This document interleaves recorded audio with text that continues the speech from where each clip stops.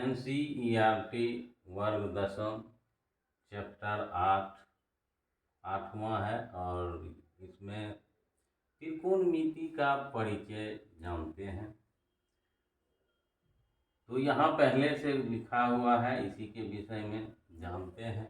तो यहाँ पे है त्रिकोणमिति का परिचय। त्रिकोण जो होते हैं उससे जो आकृति बनते हैं वो हमेशा त्रिभुज ही बनेंगे।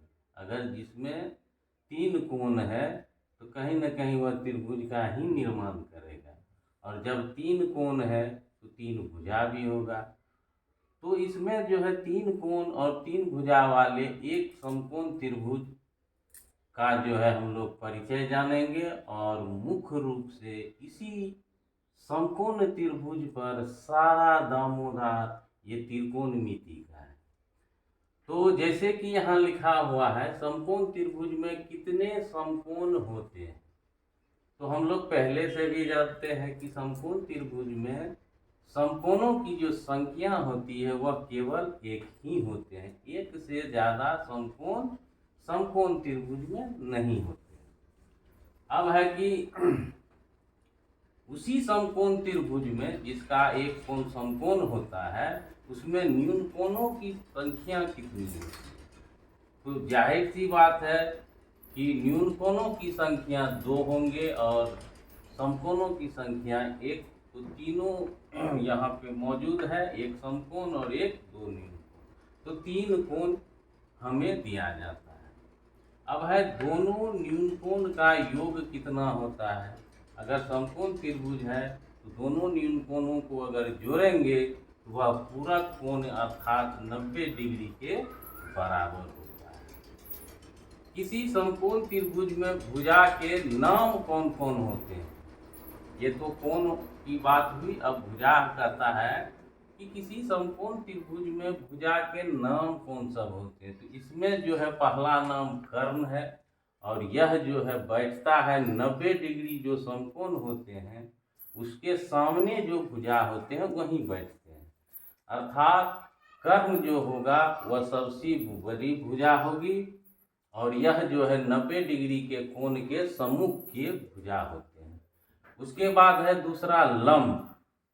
अब समकोण त्रिभुज में यूं तो किसी को लंब आधार मान लेते हैं, कोई दिक्कत नहीं होता, लेकिन इस त्रिकोणमिति के परिचय में यही लंब हमें अनिवार्य रूप से पहचान करना पड़ता है। ये लंब, तो सबसे पहले ये लंब क्या है, तो इसके लिए तो ये कहता है कि त्रिकोणमिति अनुपात में जो कोण आएंगे उस कोण के सामने जो भुजा आएगा वही हमारा हमेशा लंब कहलाएगा।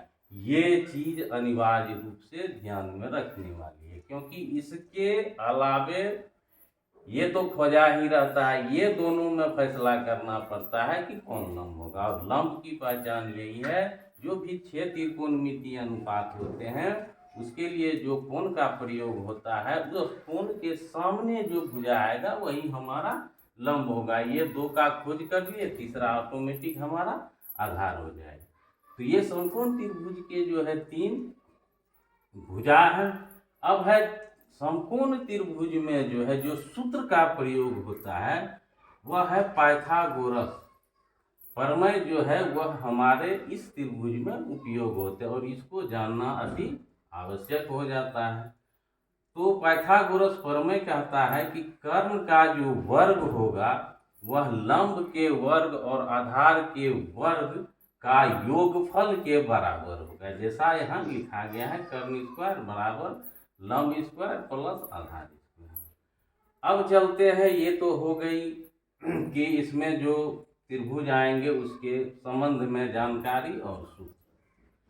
अब शेष आगे बढ़ते हैं, देखते हैं कि त्रिगोनोमेट्री शब्द की उत्पत्ति जो है वह जो है कितने शब्दों से हुई है। तो इस शब्द की उत्पत्ति जो है त्रिगोनोमेट्री का, यह 3 ग्रीक शब्द से हुआ है। ये त्रिगोनोमेट्री जो है 3 ग्रीक शब्द मिले हैं तब जाके त्रिगोनोमेट्री का नाम आया। अब है त्रिगोनों में ये त्रि का जो अर्थ होता है वो होता है 3, और गोन का जो अर्थ होता है वह भुजा, और मेट्रोन का जो अर्थ होता है वह है माँ। तो कहने का मतलब है अगर कोई एक समकोण त्रिभुज है तो पूरा मिला करके जो होगा तीनों भुजा की जो माप दिए गए हैं तो वह जो है कोण के सापेक्ष हम लोगों को अनुपात में बैठाना है।